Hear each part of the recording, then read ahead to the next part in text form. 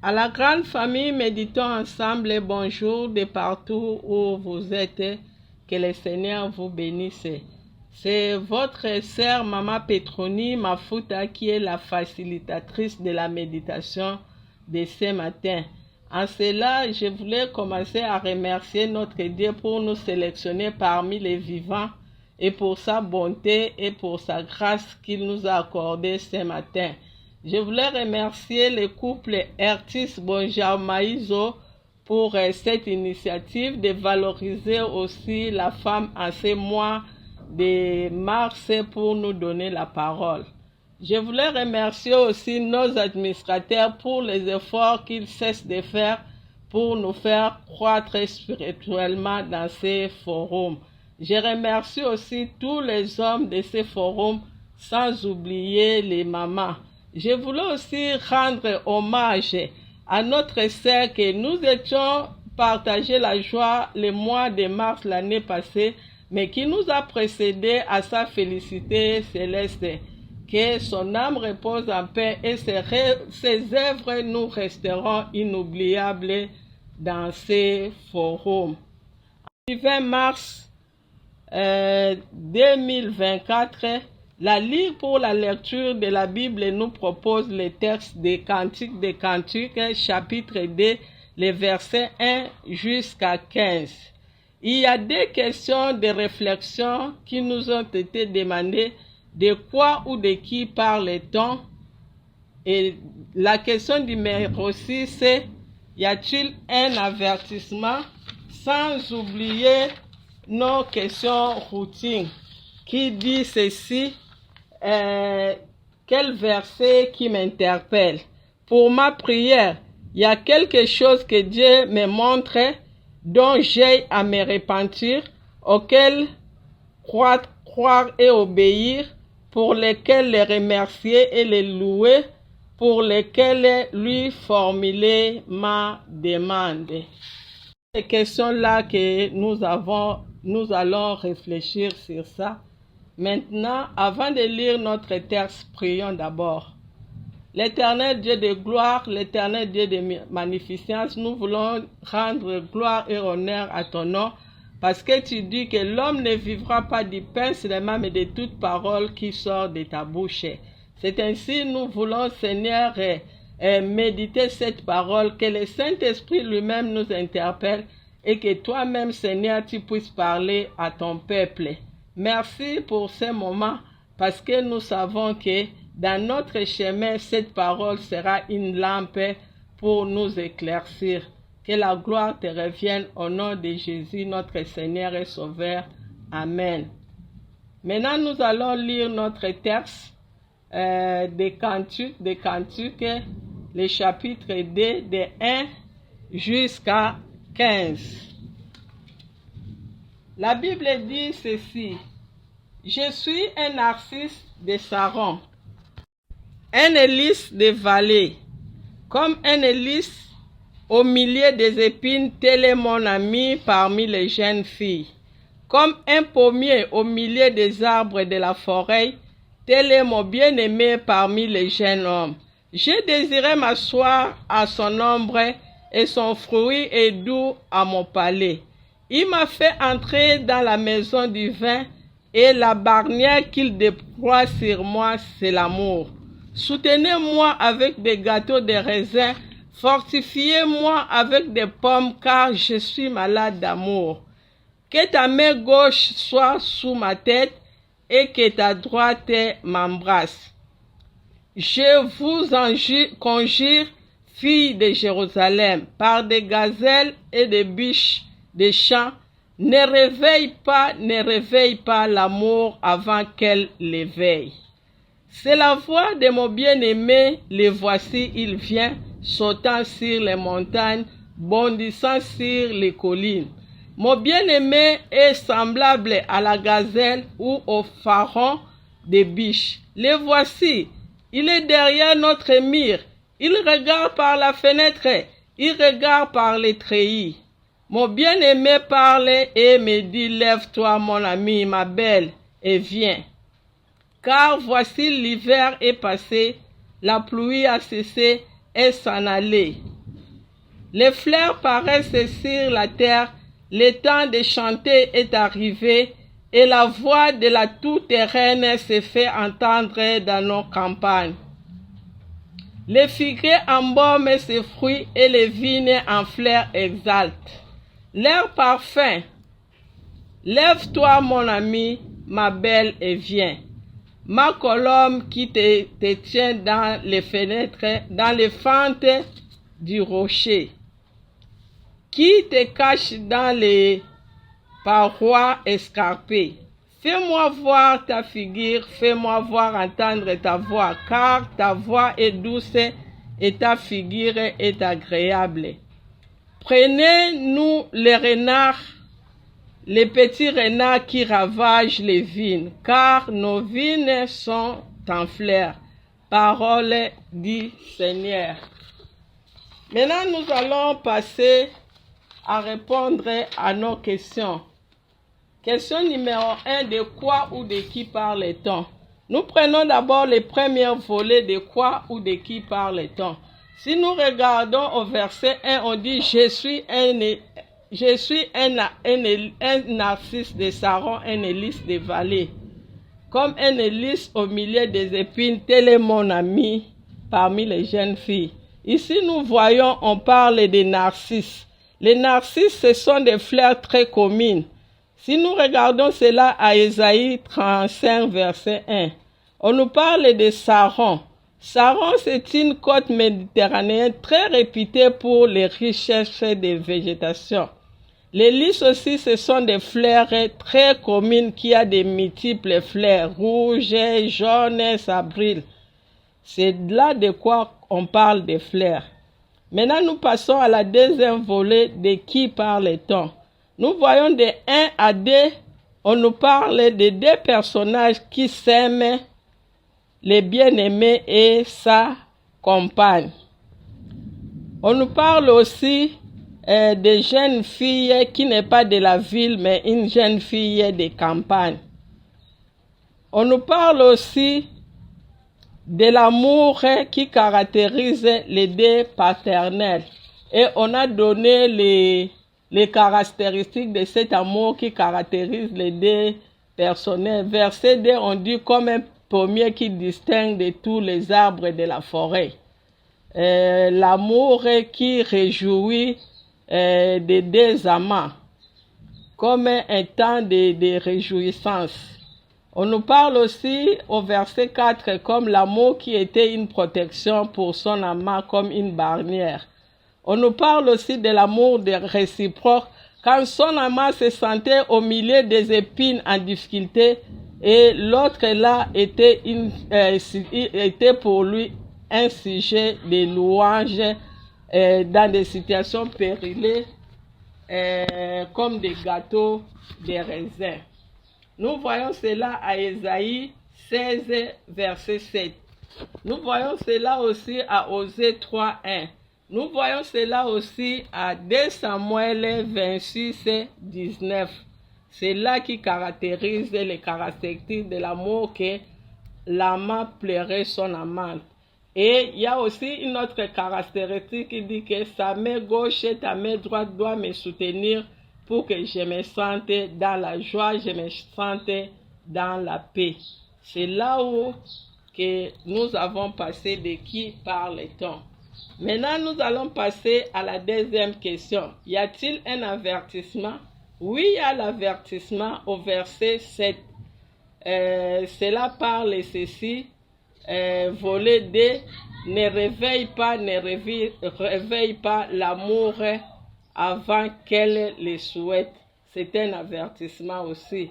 Deuxième avertissement, nous voyons au verset 15. Faire attention avec les renards qui ravagent les vignes. C'est là où nous disons qu'il y a les renards qui peuvent ravager les vignes, comme les enfants d'Israël. Quand ils partaient à Canaan, la terre promise, il y avait les renards, les Philistins, les Syriens, les Amorabites, les Moréens. Ils cherchaient toujours à les menacer. Mais l'Éternel dit qu'il faut faire très attention à ces gens-là, parce que la victoire est toujours à notre Dieu qui nous a choisis.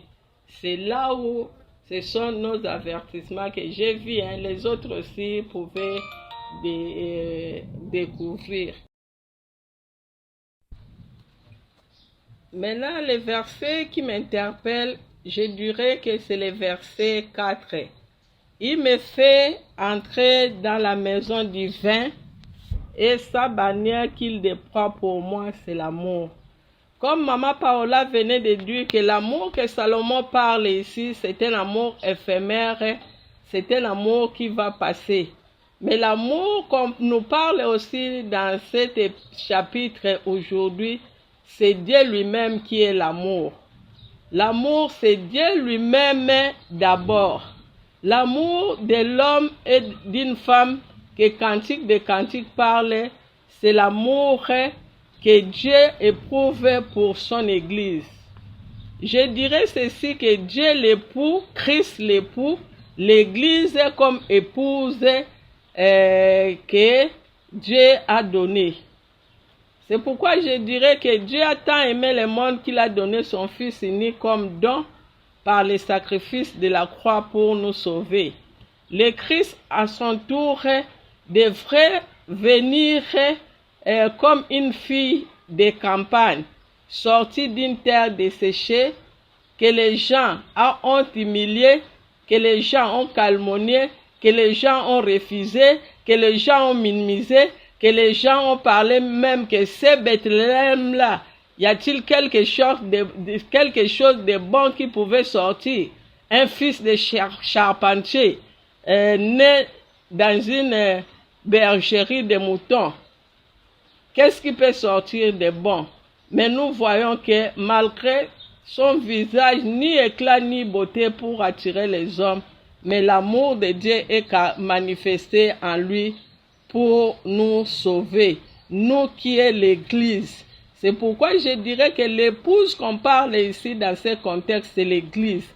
Le Seigneur nous a donné le travail, le Seigneur nous a donné la responsabilité pour son Église.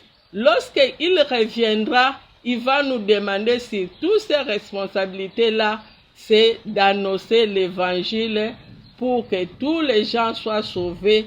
Quand il reviendra, alors nous serons tous dans la joie de se réjouir avec lui. Maintenant, nous devons nous aimer les uns les autres. C'est le vrai amour que le Christ nous recommande. L'amour, c'est une recommandation divine. L'amour, c'est un don. L'amour doit rechercher à chercher l'intérêt des autres. L'amour, nous devons aussi l'offrir aussi aux autres. Celui qui n'offre pas l'amour, celui qui n'aime pas l'amour, il n'obéit pas au commandement de Dieu. L'amour, c'est le fruit de l'esprit. Donc, nous devons tous aimer Dieu et aimer aussi nos prochains, afin que cette joie-là d'annoncer l'évangile, c'est une grande responsabilité. C'est ce que je voulais dire ce matin. Annoncer l'évangile aussi, il y a l'emblème des épines. Tout ce qu'on attend comme les biens communs, il y a l'attaque, il y a les épreuves, il y a la souffrance, il y a les choses compliquées qui peuvent arriver dans notre parcours pour manifester l'amour de Dieu. Mais nous devons supporter comme Christ lui-même, comme une jeune fille au milieu des épines à la croix. Il a suivi toutes ces souffrances. Nous aussi, nous devons suivre pour manifester l'amour de Dieu envers nous. Deuxième partie, je pouvais dire que l'amour doit être aussi réciproque. Dans les foyers, quand Dieu a uni l'homme et la femme, pour qu'ils puissent vivre une vie d'amour, d'harmonie, une vie de paix, de joie. Mais il y a aujourd'hui beaucoup dans les couples vivent une vie d'hypocrisie. C'est ce que la Bible refuse. Souvent les attentes que nous attendons dans les mariages, quand les couples s'unissent, si nous regardons 2 ans de mariage, 3 ans de mariage, après 10 ans, ça devient les épines, les difficultés, les incompréhensions, les mésententes. Mais aujourd'hui, Dieu nous demande que cet amour doit être réciproque. L'homme et la femme manifestant la réciprocité de l'amour. Je pouvais dire aussi que nous devons avoir la sagesse dans l'amour. Cette sagesse que nous devons avoir dans l'amour, c'est toujours de mettre Christ en premier lieu comme les premières recommandations de l'amour qu'il nous a donné. L'amour peut être aussi menacé par le diable, parce que le diable n'aime pas l'amour. Le diable trouble l'amour. Le diable est rusé. Le diable séduit l'amour. Et vous allez voir, quand le diable menace, c'est ce qu'on nous demande, que nous ne devons pas céder aux menaces de l'amour, comme Ève avait trahi, comme Pierre avait trahi, comme Judas avait trahi. Mais nous devons être prudents à persévérer dans l'amour. Jouons la prudence. C'est ainsi, je voulais dire ce matin, que l'amour, c'est un don de Dieu. L'amour ne soupçonne pas, l'amour ne s'irrite pas, l'amour ne s'enflamme pas, l'amour ne fait point du mal au prochain. L'amour, c'est Dieu lui-même, comme en Corinthiens 3, verset 13 jusqu'à 8. Eu égard à ce qui précède, je voulais dire que nous devons être prudents, comme les enfants d'Israël étaient prudents dans leur menace pour aller à Canaan. Nous devons persévérer aussi dans l'amour. Malgré les épines, malgré les difficultés, persévérons dans l'amour. Veillons aussi à tenir ferme avec l'alliance de notre Dieu. Nous devons tenir ferme de notre alliance avec le Seigneur, parce qu'il y a la foi, il y a l'espérance, il y a l'amour, mais ce que le Seigneur nous demanderont dans un premier temps, quand nous serons au ciel avec lui, c'est l'amour. Alors, vivons l'amour, manifestons l'amour, veillons sur l'amour, afin que le but de notre Dieu était l'amour, pour que dans ce siècle, nous aurons centuple et nous aurons la vie éternelle à cause de son amour. Dans ce monde ici, on dit il y a de lait, mais un jour, nous serons aussi comme les Canaan. Ils avaient eu le lait, ils ont eu aussi le miel. Notre miel, c'est l'amour de Dieu, que nous aurons la vie éternelle. Alors, la fidélité dans notre amour avec Jésus-Christ, c'est là où nous jouerons ensemble avec lui. L'amour est patient. L'amour, c'est l'amour que nous devons manifester en cherchant aussi tous les âmes perdues comme des fruits qui sont mûrs, afin que quand ils sont mûrs, il y a la haine, il y a les divisions, il y a les prostituées, il y a les enfants de la rue, il y a la haine. Nous devons manifester l'amour quand les fruits sont mûrs, les vignes sont mûres, en leur prêchant l'évangile. Et le Seigneur va nous récompenser pour l'amour. Prions le Seigneur. Merci Seigneur, parce que quand tu parles, il y a un besoin qui suscite pour ton peuple. C'est ainsi, je voulais dire ce matin que tu nous as parlé l'amour comme don que toi-même tu as manifesté pour nous sauver, pour nous racheter, pour nous aimer, pour nous donner la paix et la joie. Laisse que cet amour-là, nous puissions demeurer avec l'aide du Saint-Esprit, afin que quand tu reviendras, nous allons chanter l'amour et manifester l'amour pour ta seule gloire. Ainsi, nous disons merci Seigneur Jésus-Christ. Que le Seigneur vous bénisse. Bonne